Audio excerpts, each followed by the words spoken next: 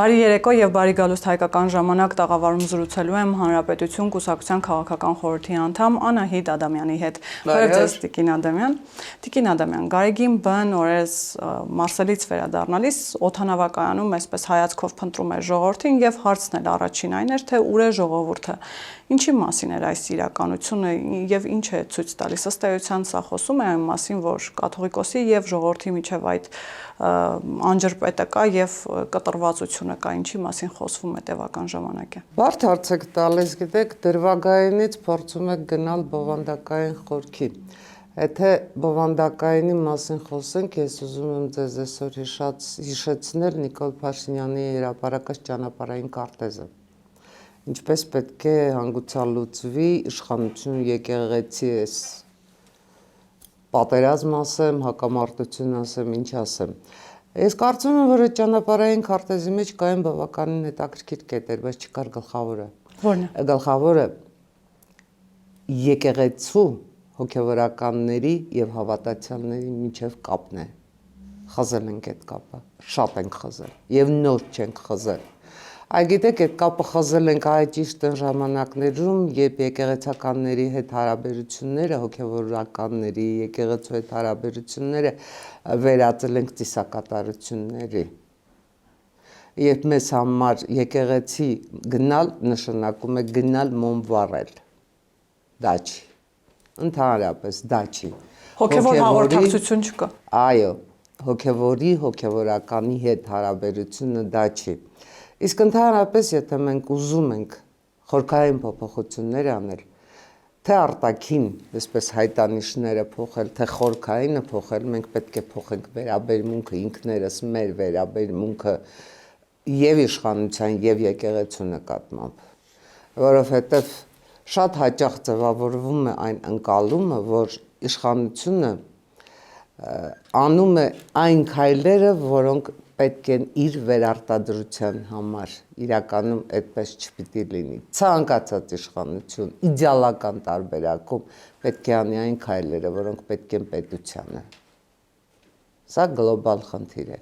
Ես խոստովանում եմ, որ այդ գլոբալ խնդիրը բնականաբար ոչ բոլոր երկրներում է այդպես գլոբալ լուծվում,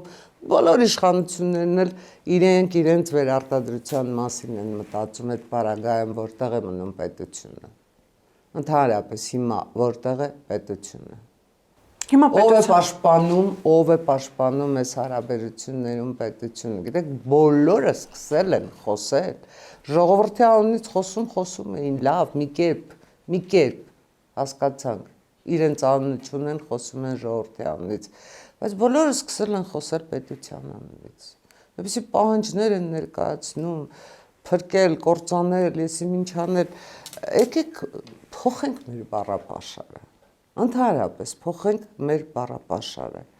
Ինչ է նշանակում զավթել եկեղեցի, բռնազավթել, բռնագրավել, բռնազավթել, չգիտեմ ինչ անել եկեղեցի։ Ինչ է նշանակում դավաճան։ Մենք այնքան հեշտ ենք սկսել պիտակավորել երևույթները կամ թուրք։ Այո, թուրք։ Երևույթները ու մարդկանց այնքան հեշտ ենք սկսել պիտակավորել, որ ի վերջո մեր այդ արագ ընթաց պիտակավորումների հետևանքով երևույթները բովանդակազրկվում են։ Օրինակ, ես շատ կուզեի, որ ճանապարհային քարտեզում Նիկոլ Փաշինյանը պարտադիր ավելացներ եկեղեցու սահմանադրություն, ոչ միայն կանոնակիրը, այլև սահմանադրություն ունենալու խնդիրը։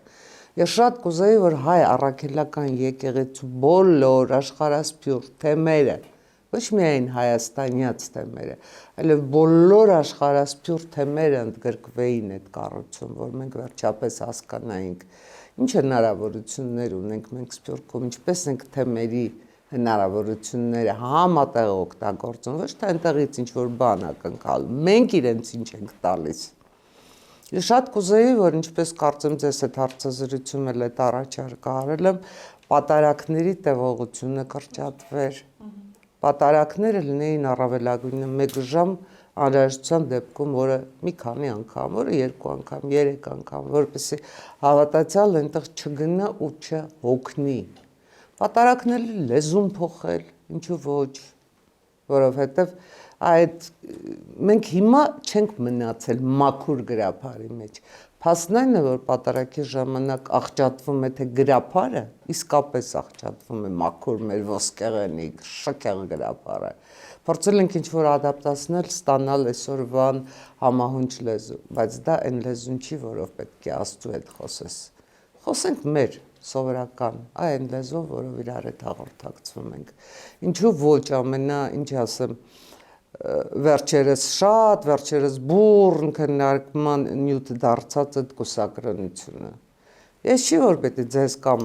ընկերներին հիշեցնեմ, որ այդ կուսակրոնությունը բացարձակապես աստվածաշնչում հիմքեր չունի։ Աստված Եվային ինչու ստեղծեց, եթե Ադամը կարող էր այսպես կուսակրոն մնալ ու բազմանալ։ Абսուրդ է, չէ։ Վերջին հաշվով Գրիգոր Լուսավորչի գահը, այդպես է չէ կոչվում մեր եկեղեցու առաքելական սկիզբը։ Գրիգոր Լուսավորիչը որդի ուներ։ Գրիգոր Լուսավորիչը գահը ժառանգել է որդին իր որդուն։ Ու ընդհանրապես այդ կուսակրոնության գաղափարը եկեղեցու մեջ մտել է իբրև իշխանության ձև, կառավարման տարբերակ, չբաժանելու համար եկեղեցու եղած հարստությունը, եղած գույքը, չգիտեմ ինչը, абսուրդ հնարավորի բան է եղել դա, վաղուց ձերբազատվելու ժամանակն է, առավել ևս որ դա որևէ բան չի փոխում մեր կյանքում։ Գիտեք, եթե ինչ-որ մեկին, հոգևորական մեկին դու հավատում ես, նրա խոսքը քեզ համար նշանակություն ունի, ազդեցություն ունի, ինչ կապ ունի ամուսնացածը, թե չի զավակ ունի, թե չի, ինչ կապ ունի։ Հակառակը, զավակ ունի, ուրեմն պատասխանատվություն ունի։ Ամուսնացածը ուրեմն շատ ավելի կապված է այս երկրին, մտածելու է իր զավակի մասին, այս երկրի ապագայի մասին, արդեն ծնողական զգացողությունն է մեջ ավելանալու։ Ընդհանրապես այդ 21-րդ դարում փոխվել են տեխնոլոգիաները, փոխվել են հաղորդակցության ձևերը, շատ տեղերում եկեղեցիները դառնում են թանգարաններ։ Եկեք հաշվի առնենք նաև այս փաստը, որ մարդը Աստծու հետ հաղորդակցվելու բոլորովին այլ հնարավորություններ հիմա ունի, քան ունեցել է մեր թվարկության առաջին դարում։ Մենք պետք է այս ամեն ինչը հաշվի նստենք։ Օրինակ ինձ համար շատ կարևոր կլիներ, եթե հայ առաքելական եկեղեցու շրջանակներում սկսեր գործել աստվածաբանական դպրոց։ Այդ ճիշտ այնպեսի դպրոց, որ գնում են համալսարան, դպրոց, այստեղ կարգավիճակը ճշգրտելու խնդիր ունի։ Ճիշտ այնպեսի աստվածաբանական կենտրոն, որ գնում են ուսանելու հայ առաքելական եկեղեցու Գևորգյան ճեմարանն ավարտած սաները, բայց այդ աստվածաբանական կենտրոնի խնդիրը պետք է լիներ դավանաբանական խնդիրները քննարկելը։ Այդ կենտրոնի խնդիրը պետք է լիներ հոգևորականներին այնպեսի կրթություն տալը, այնպեսի հոգևոր դաստիարակություն տալը, որ իրենք ոչ թե զբաղվեին, ասենք, անցյալի խնդիրներով, այլ ներկայի խնդիրներով։ Ներկայի, մեր ներկայի հավատացյալ հոգևորական հավատացյալ կապի խնդիրներով, այդ կապը գործուն դարձնելու խնդիրներով, բացարձակապես հավատացյալը չպետք է գնա եկեղեցականը պետք է գա հավատացյալի դուռը, այս սա է կարևորը։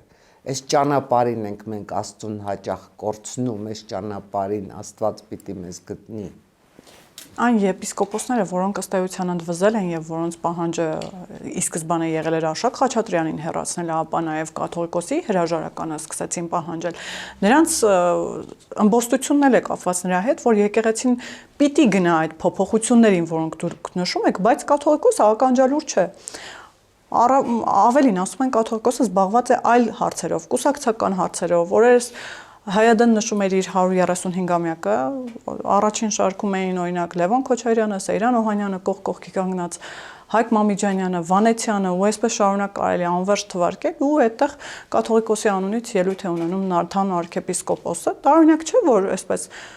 Գարեգին բն սկսել է ողջունել կամ օրհնել որոշ կուսակցությունների, նույն Գուգարաց թեմի առաջնորդը, որ օրհնում է բոլոր մեր ձևով շարժման գրասենյակների բացումները։ Սա ինչպես կարելի է հասկանալ։ Այն դեպքում, երբ նույն եպիսկոպոսները ասում են, որ ներսում մի շարք խնդիրներ կա, որոնց մասին դուք էլ խոսեցիք, եւ մենք պիտի գնանք փոփոխությունների, եկեղեցին ունի այդ փոփոխությունների կարիքը, մյուս կողմում մենք տեսնում ենք, որ Փաստորեն ստացվում է ականջալուր չէ կաթողիկոսը եւ իրենք ավելի շատ քաղաքական գործունեությամբ են հետաքրքրված, այսինքն ինչպես հասկանալ այս նաեւ ներսում ստեղծված իրավիճակը։ Շատ բարձ, գիտեք։ Ըստ էության այս ամբողջ շարժումը, հակասությունը, հակամարտությունը սկսվեց այն պահից, երբ հայ առաքելական եկեղեցու իշխանությունը ընդգրկվեց Հայաստանի դեմ մղվող հիբրիդային պայքարում։ Սա է խնդիրը։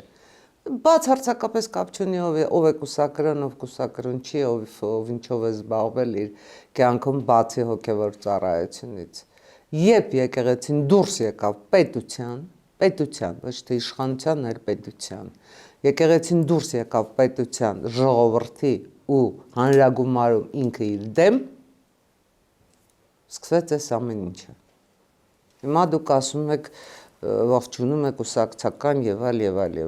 այս շրջագծում է, նույն այս շրջագծում է, որովհետեւ այս պահին եթե վերցնենք ամբողջ հասարակությունը բաժանված է երկու մասի, փոքրամասնություն, մեծամասնություն, գուբերնիստներ, անկախականներ։ Ըստ այդ ջրբաժանի գուբերնիստները հավաքված են, համախմբված են, ոչ միայն հավաքված են, համախմբված են մի թևում, մի խրամատում, անկախականները մեկ այլ խրամատում։ Գուբերնիստների մեջ է նաև եկեղեցու վերնախավը։ Դե ֆակտո։ Եվ օրհնում են դաշնակցությանը։ Որովհետև դաշնակցությունը հայ այդ գաղափարախոսության դրոշակակիրն է։ Չմոռանանք։ Եվ իր դրոշի ներքո ունի ոչ միայն Ռոբերտ Քոչարյան, ոչ միայն Սերժ Սարգսյան, այլև Սամվել Կարապետյան, ում համար է դա գաղտնիք։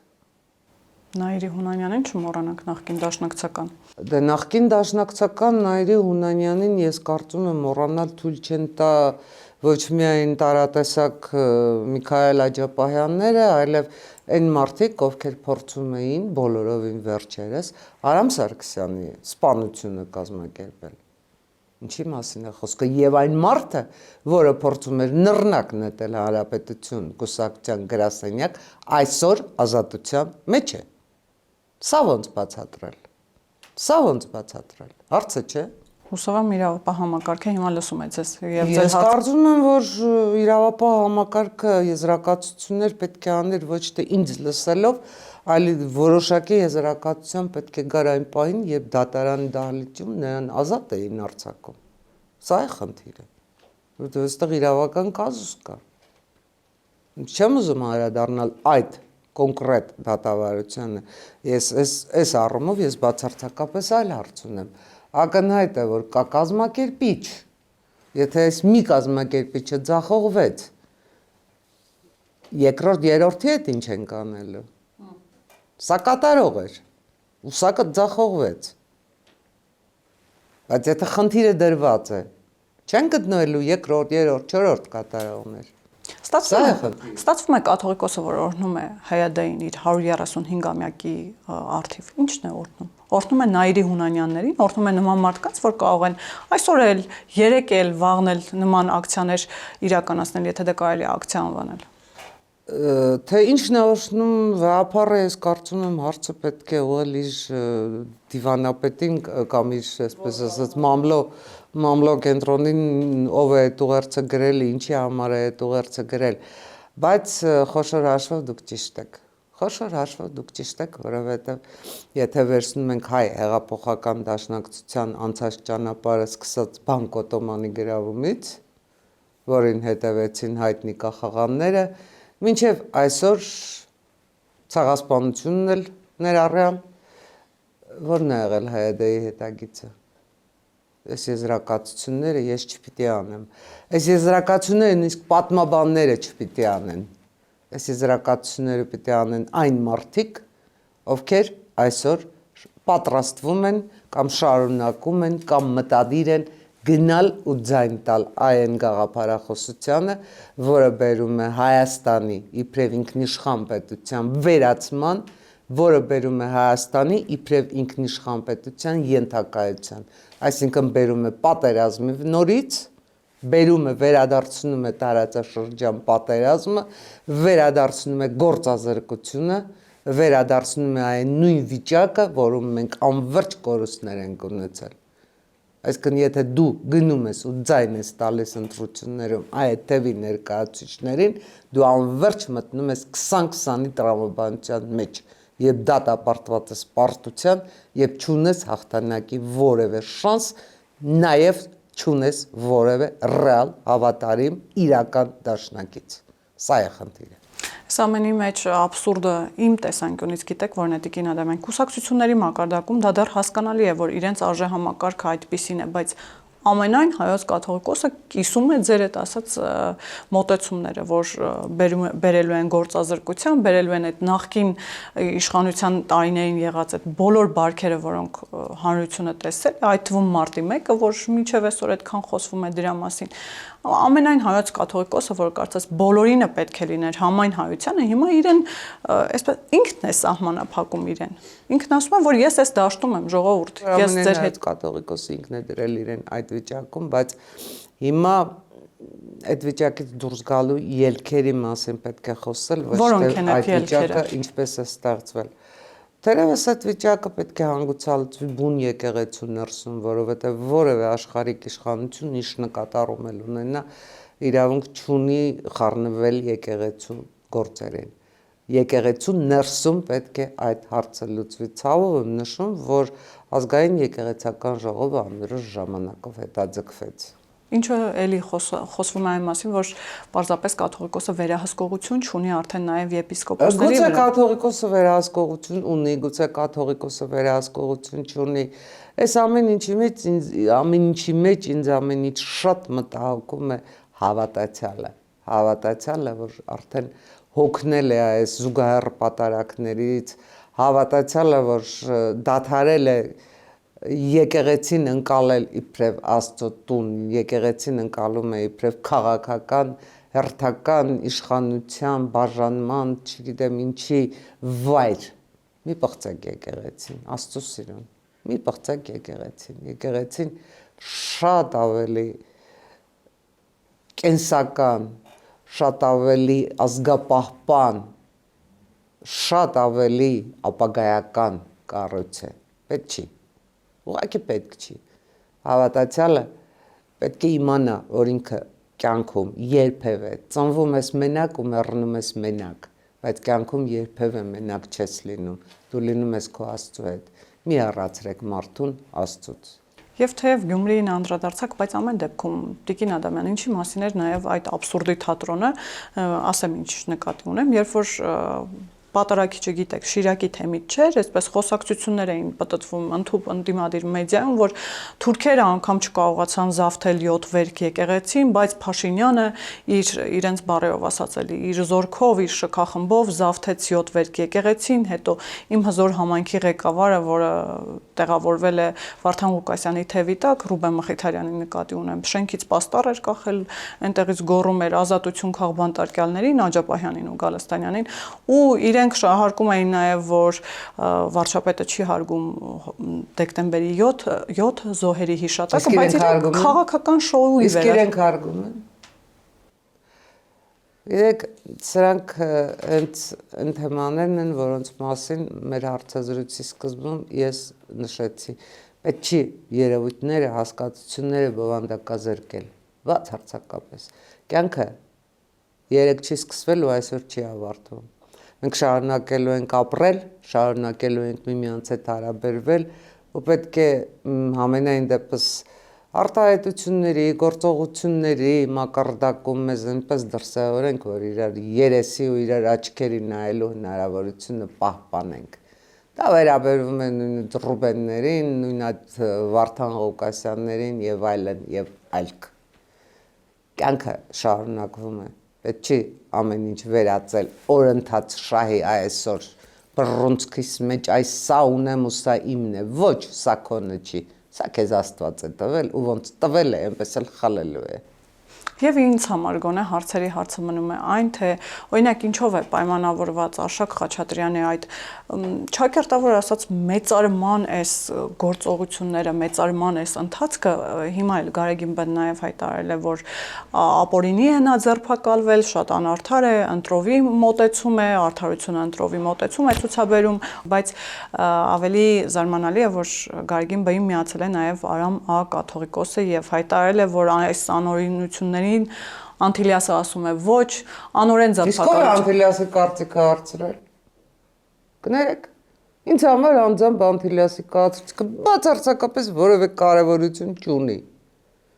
Գիտեք, սովորաբար տեսակետ են արտահայտում են պարագայում, երբ այդ տեսակետ ինչ-որ մեկին պետք է։ Կամ այդ տեսակետը որոշում ընդունելուց վրա կարող է ազդել։ Ինչ է հայտարարում Արամ Անտիլիասից, կարող է հետաքրքրել Լիբանանի բնակչությանը, բայց Լիբանանից դուրս որևէ մեկի ես չեմ կարծում, որ դա հետաքրքրում է։ Այնպես որ, գիտեք ինչ, բոլորն էլ աշխատում են ինքնարտահայտվել եւ այս բոլորի հիմքում դրված է ինքնարդարացման մղումը։ Բայց մեղք որոնելու, արդարանալու փոխարեն եկեք վերացնենք այդ մեղքի, այդ անարդարության, չգիտեմ ինչի պատճառները։ Վերջին հաշվով հիշենք, որ ժողովրդին դա չի հետաքրքրում։ Ինչ է ասում Արամ Ան, ինչ կարող է ասել, չգիտեմ, Նուրհանը, ինչ կարող է ասել Մաշալյանը։ Բացարձակապես չի հետաքրքրում։ Կա խնդիր կոնկրետ։ Ընդդիմադիր աշխարհիկների ձախողումից հետո Մոսկվայից հրահանգիչեցվեց հոգևորական գտնել ընդդիմադիր, մտցնել քաղաքական պայքարի մեջ։ Մտցրեցին, ձախողվեցին, վարկաբեկեցին եկեղեցին ներքաշեցին այդ Հայաստանի դեմ, Հայաստանի ինքնիշխանության, Հայաստանի ժողովրդի դեմ պատերազմի մեջ պարտվեցին։ Եթե չպարտվեր, եթե եկեղեցին հասներ, եկեղեցականները հասնեին, Սամվել Կարապետյանը Հայաստանի Հանրապետությունում չէր հայտնվի, որովհետև այդ հետխորհրդային տարածքում գործող հիբրիդային սխեմաների մեջ գրված է առաջին կետ դիմադրության շարժումներ, երկրորդ կետ հոգևորականների ընդգրկում, եկեղեցու տարաբաժանում, քանի տեղ են եկեղեցին բաժանել, փորձում են նույնն էստեղ անել, երրորդ կետ միլիարդատերեր, չորրորդ կետ ներքին ընդվզումներ, հինգերորդ կետ ֆինանսական մախինացիաներ, ֆինանսների ներգրավում, վեցերորդ կետ արհեստական բանականության, բարձր տեխնոլոգիաների օգտագործում, չաթբոտներ, մատրոշկաներ եւ այլն եւ այլն եւ այլն։ Պլան B միշտ ունեն, այսինքն։ Դա պլան B չի, գիտեք, դա մարշված, քրքրված արդեն, տարտղնված, ձախողված ձեռագիր է, որը փորձարկել են հետխորհրդային տարածքի Արևելյան Եվրոպայի բոլոր հնարավոր երկրներում ձախողվել են։ Հիմա էլ փորձում են Հայաստանում։ Հայաստանը մի քիչ ավելի շատ կարող են հաջողության հասնել, որովհետև Հայաստանում 2018-ից հետո շատ բարեհաջող եւ դա գործող իշխանության թերությունն է պահպանվեց, բուծվեց, բազմացավ 5-րդ շարասյունը, Կրեմլի վկաների պաղանգը, ընդամենը։ Հենքը դնելու են այդ Կրեմլի վկաներին, որոշ հոգևորականների գուցե փորձեն նաեւ բանակ մտնել, ինչու ոչ։ Դա էլ կարող է լինել, ամենայն դեպս դա այդ ձեռագրի մեջ դա էլ կա, ինչ է եղել։ Մենք գնում ենք բացարձակ ներքին պատերազմի, դա է Մոսկվայի նպատակը։ Այն, որ Զախարովան նստում է Սմոլենսկի հրապարակում ու այնտեղից վամպիր է անվանում Կայա Կալասին, այո, Կայա Կալասին ու Մարտակոսին, եւ այդ վամպիրությունը դրսևորվում է նրանով, որ նրանք կծում են բոլորին, որ դառնան իրենց նման վամպիր, այ դա է։ Բայց ամբողջ խնդիրն այն է, որ վամպիրը Կայա Կալասն ու Մարտակոսը չեն, Կայա Կալասը հենց Զախարովան, վամպիրը հենց Զախարովան է, որտեղ Զախարովան ու Զախարովայի պաշտպանած իշխանությունները փորձում են աշխարհում բոլորին նմանեցնել իրենց ժողովրդավարությունը հակացուցված է։ Կա աշխարհում ժողովրդավարության միայն մեկ տարբերակ՝ ռուսական։ երբ վերացնում ես ընդդիմությունը, ստերիլացնում ես ամբողջ դաշտը, սպանում ես,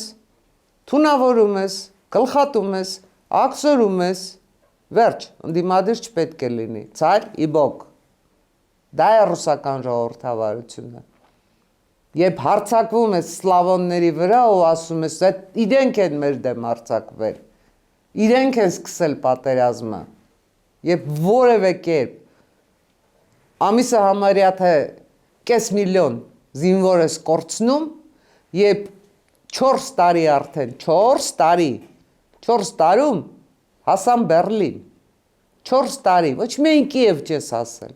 այլև դոփում ես նույն տարածքում, երբ պաշտոնապես հայտարարում ես, որ գրավել ես Ուկրաինայի տարածքի ընդամենը 20%-ը, բայց այդ 20-ի մեջ չգիտես ինչի ներառում ես նաև Ղրիմը, որը դեռ 2014-ին էր անջատվել, ներառում ես այն տարածքները, որ մինչև այդ փորձել է իր վերցնել,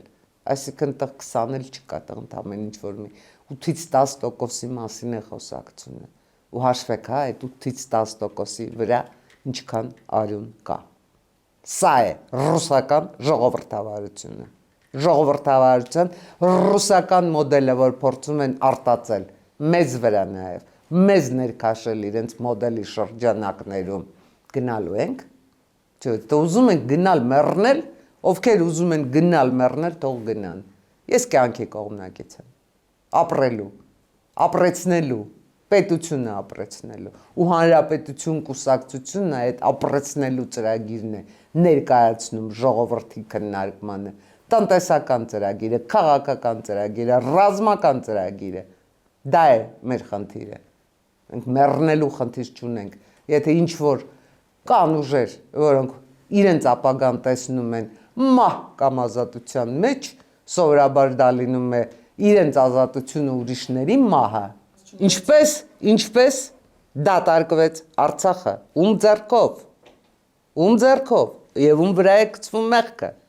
պարզ է, չէ, ակնհայտ է, չէ, ախր ամեն ինչին չես կարող, այսպես նայել, տեսնել, մոռանալ, երեք մեզ բոլորս թերևս ընդհանրական հիվանդություն ունենք, մենք եզրակացություն չենք անում, դասեր չենք քաղում, մենք ֆիքսում ենք, մոռանում ենք, լավ, այս երեք էր, այսօր ունի իր օրակարգը, այո, այսօր ունի իր օրակարգը, բայց խնդիրը այն է, որ եթե ինչ-որ բան այսօր չես անում, վաղը չես անելու, վաղը անելու ես, վաղվա անելիքը, այսօրվա անելիքը այսօր անելն է պարտադիր, ու այդ պարտադիրի մեջ մտնում է տնտեսության զարգացումը, տնտեսության, որովհետև ոնց ուզում եք վերցրեք ամեն ինչի հիմքում տնտեսությունն է, ամեն ինչի հիմքում աշխատանքն է ու աշխատատեղն է, ու 26-ին ընտրողը ընտրելու է գրպանով, ընտրելու է աշխատանքը, աշխատատեղը, մենք դա կարող ենք տալ, բարձր վճարվող,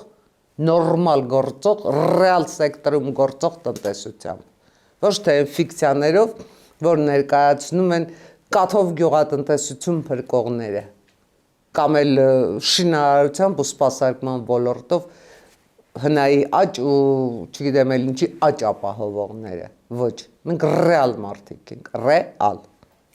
Եվ քանի որ վամպիրներից խոսեցիք ու նաև Զախարովայից, Տիկին Ադամյան, ինչու է Զախարովային այդքան անհանգստացնում նույն 500 միլիոն եվրո ներդրումը, որի մասին Մարտակոսը նաև հայտարարեց, որ էներգետիկ անվտանգությանն է հենց ուղղվելու։ Ինչից է վախենում Զախարովան, որ Հայաստանը էներգետիկ առումով կարող է անկախ դառնալ եւ այդ առումով, չգիտեմ, իրենք դա իհարկե վամպիրիզմ են նկարագրում եւ իրենցից ավելի հեռանալ, որտեղ է այստեղ, մեր մասին են մտածում, որ մենք հանկարծ վամպիր չդառնանք, թե իրենց մասին են մտածում, այսինքն Զախարովան ինչի է այսքան հուզված, նկատել եք վերջին շրջանում։ Զախարովան իսկապես շատ հուզված է, բայց գիտեք, ես օրինակ կուզեի, որ Զախարովան նույն չափ կամ գոնե դրա կիսով չափ ուզվեր այն բոլոր հանդիպումներից, որ ոչ միայն Հայաստանի Հանրապետության արտաքին գործերի նախարարը, այլև Ադրբեջանի արտաքին գործերի նախարարն է անցկացրել թե Բրյուսելում, թե Վիեննայում։ Այդտեղ Զախարովան ինքն էլ Բայրամովի համար մտածի, էլի ինչ կլինի կամ Ֆիդանի մասին մտածի։ Խնդիր չի, թող մտածի էլի, հակացված է։ Մեզ ավելի շատ են սիրում միգուցե։ Գիտեք, բայց այդ այն սերն է, որից ուղղակի պարզապես ուզում ես փախչել, որովհետև տեսեք, Հայաստան, Եվրամիություն, Բրյուսելում կայացած համագործակցության խորհրդի 6-րդ նիստը իսկապես ֆանտաստիկ արդյունքներ կարող ենք համարել, որովհետև այդ նիստում Հայաստանի Հանրապետության դիմակայունության, Հայաստանի Հանրապետության տնտեսության զարգացման, Հայաստանի Հանրապետության էներգետիկ անվտանգության խնդիրն է դրվել ու քննարկվել, որովհետև Բրյուսելում, հետո նաև Վիեննայում քննարկվել է հայ-թուրքական սահմանի բացումը։ Սրանք խնդիրներ են, որոնք Հայաստանի Հանրապետության համար լուծում են թե տնտեսության զարգացումը, թե նոր լոգիստիկան, այդ դանք Ռուսաստանի համար մահացու ելքեր են, մահացու վախեր են, ոնց, լարսը էլ չի լինելու, միակ տարբերակը փական բացել փակելու, ոնց, բա մեր գազի մոնոպոլիան, ես ինչա փախչում եք մեզնից, ոնց, դուք կարող եք մեծամորից հետո երկրորդ այ կառուցեք ու մեզ հետ չկառուցեք, բա մենք ձեզ ինչով սպառնանք։ Այս սա է խնդիրները։ Սրանք են Զախարովայի վախերը, Զախարովայի վամպիրիզմը, որ քիչ է մնում արդեն ինքը իրեն կծի։ Սա է պատճառը։ Բրյուսելը դնում է պարզ խնդիր, եւ ի տարբերություն Զախարովայի Բրյուսելը չի պարտադրում։ Բրյուսելը առաջարկում է, ասում է, այսքան կարող եմ տրամադրել այս խնդրի լուծման, այսքան։ Գիտեք, ինձ համար օրինակ շատ ավելի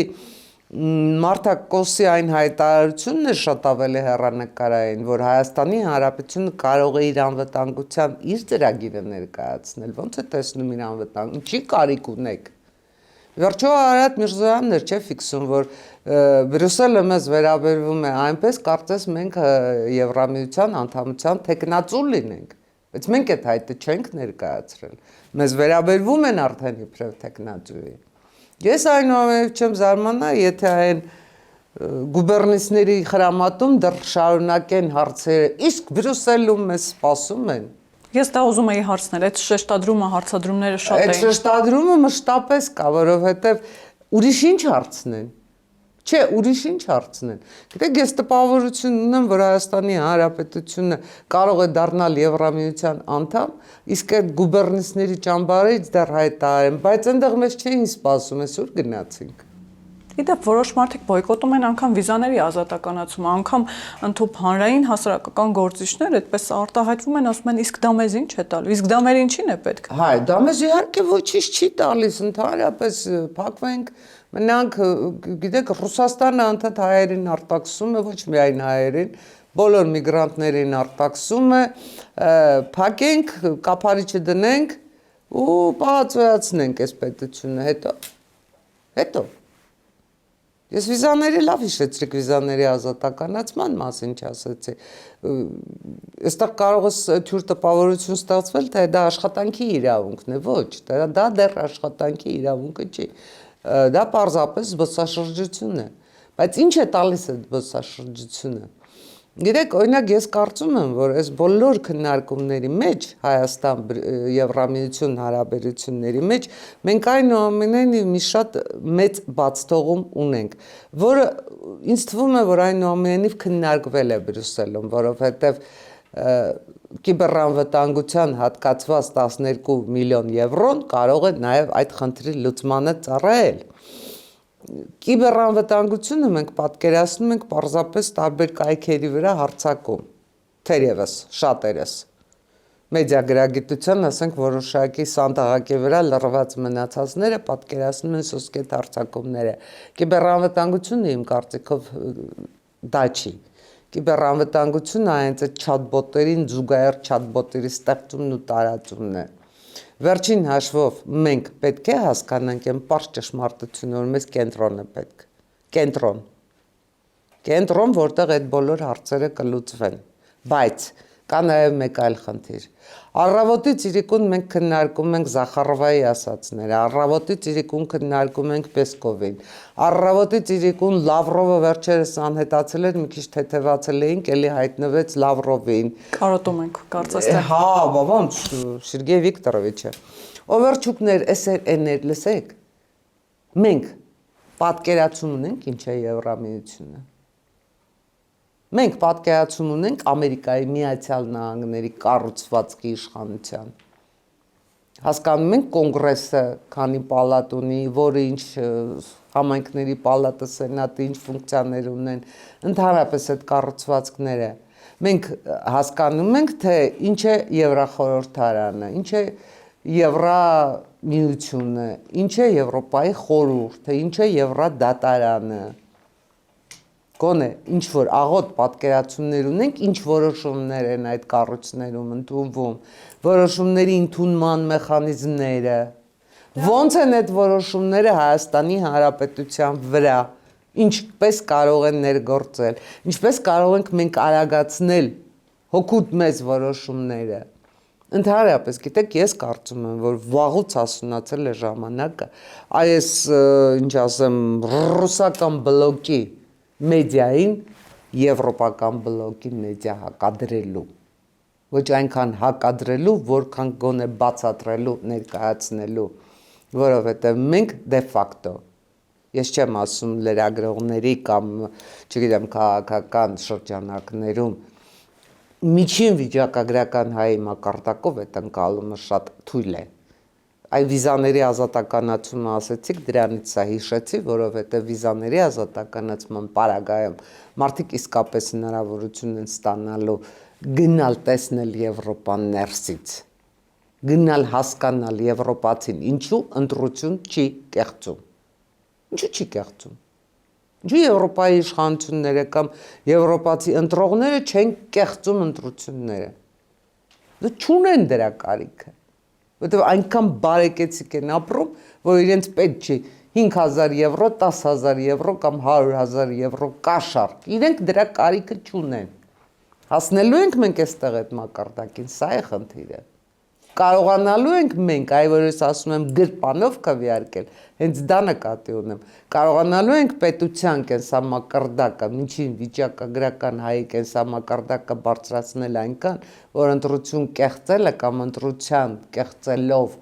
իշխանություն ձևավորելու կառուցվածք փոխելը դառնա անհնար, օրվա հարցը դա է։ Տիկին Ադամյան, իդեպ մի տարօրինակ դիլեմա էլ կա, այն մարդիկ, ովքեր պրոպագանդում են նույն Ռուսաստանը կամ այդ արժեքները, մեր ավանդական դաշնակցին, ճակերտավոր ասած, իրենք էլ են իրենց պաշտպանությունը պատկերացնում արևմուտքում։ Արշակ Խաչատրյանի վերջին ասուլիսը ասում է Եվրամիության դեսպաններին խնդրում ենք ուշադրություն դարձնել, թե ինչ է տեղի ունենում, ինչպիսի հարձակում կա եկել։ Դա 5 կովկասյան ավանդույթ է, տեսեք, աշխարհում ամեն ինչի մեջ մեղավոր են եվրոպացիները, մեղավոր է արևմուտքը, բայց չեկան, չփրկեցին, չազատեցին, բայց մենք աշխատում ենք, մենք ընդունում ենք, մենք ենթարկվում ենք Ռուսաստանին։ Սա է ընկալումը։ Ռուսները ինչ որ բան չեն արել, դե արևմուտքն է մեղավոր։ ԵԱՀԿ Մինսկի խումբ։ Ռուսները չէին թողնում, որ ԵԱՀԿ Մինսկի խումբը աշխատի, պարզապես բոյկոտում էին աշխատանքը, պարտադրում էին իրենց ստատուս քվոն, խնդրեմ, խումբը լուծարվեց, արևմուտքն է մեղավոր։ Ինչի մասին է խոսքը։ Եվ Տիկին Ադամյան, քանի որ հասանք արդեն ընտրություններին, ես ճիշտ եմ հասկանում, որ 2026-ը նաև շատ կարևոր է այն առումով, որ այսօր վամպիրներից ենք խոսում, եկեք Զախարովայի լեզվով ասեմ, 2026-ին ենք որոշելու մեզ եվրոպացի վամպիրները կծեն, թե Մոսկվայի վամպիրները կծեն, այսպես իրենց այլաբանական լեզվով ասած, մենք ենք ընտրելու Մոսկվան, թե Բրյուսելը, այսինքն այդ տարբերությունը։ Հիմա կա այդ ընկալումը, որ 2026-ը այդքան կարևոր է եւ որ մենք բերելու ենք կամ արևմուտքի վամպիրներին, ինչպես այդ հակադրությունն էլ երբեմն չեմ հասկանում կամ, բայց մենք հասկանում ենք ինչի միջև ենք ընտրելու։ Գիտեք, գուցե պարադոքսալ պատասխան տամ։ Մենք չենք ընտրելու ոչ Զախարովայի բնորոշած եվրոպացի վամպիրներին, ոչ էլ մեր բնորոշած ռուս վամպիրներին, մենք ընտրելու ենք մեզ, մենք ընտրելու ենք մեզ, մեր պետությունը, մեր ինքնությունը, մեր իշխանությունը, այստեղ կա շատ հետաքրքիր բառախաղ, ընտրել իշխանությանը, թե ընտրել իշխանություն, մենք կողմ ենք իշխանություն ընտրելու, ու մենք գնում ենք իշխանություն ընտրելու ճանապարհով, որովհետև մեր պատկերացրած իշխանությունը բացարձակապես այլ պատկերացում ունի պետության, քաղաքացու, արտաքին հարաբերությունների, տնտեսության կառուցվածքի, բանակի կառուցվածքի, շատ օրինակ այսօր ուզում էի խոսել բանակի մասին, թերևս թողնենք մեկ այլ առիթի, եթե իհարկե հրավիրեք։ Մենք կունենանք այդ առիթները։ Բոլոր այդ խնդիրների մասին։ Այո, մենք գնալու ենք ու ընտրելու ենք այնպիսի ծրագիր, որը մեր զավակների ուսերին չի դնի այն խնդիրները, որ մեր հայրերը դրեցին մեր ուսերին ու մենք մեղմ ասած, շատ ծանր բեռան տակ ենք, այ մենք այդ բեռը պետք է ինքներս տեղ հասցնենք,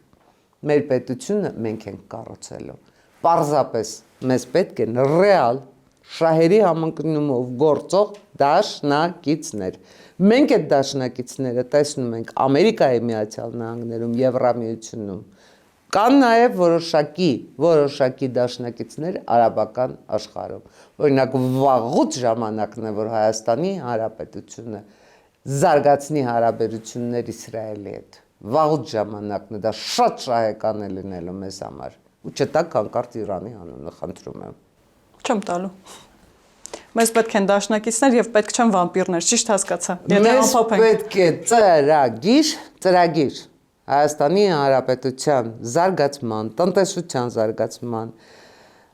տնտեսական անվտանգության, էներգետիկ անվտանգության, պարենային անվտանգության, գլխավորը ժողովրդագրական անվտանգության ու համապատկերում, հանրագումարում ինքնիշխանության բարձրացման։ Այդ տեսեք, մենք գտնվում ենք մի տարածաշրջանում, որտեղ շատ մեծ նշանակություն ունի ժողովրդագրությունը։ Ժողովրդագրական անվտանգության համար ինչ է պետք։ Ոչ միայն են բոլոր հայերի, այսպես որ վերջին տարիներին են Հայաստանից հեռացել վերադարձ։ Լավ, վերադառնան ինչ են անելու։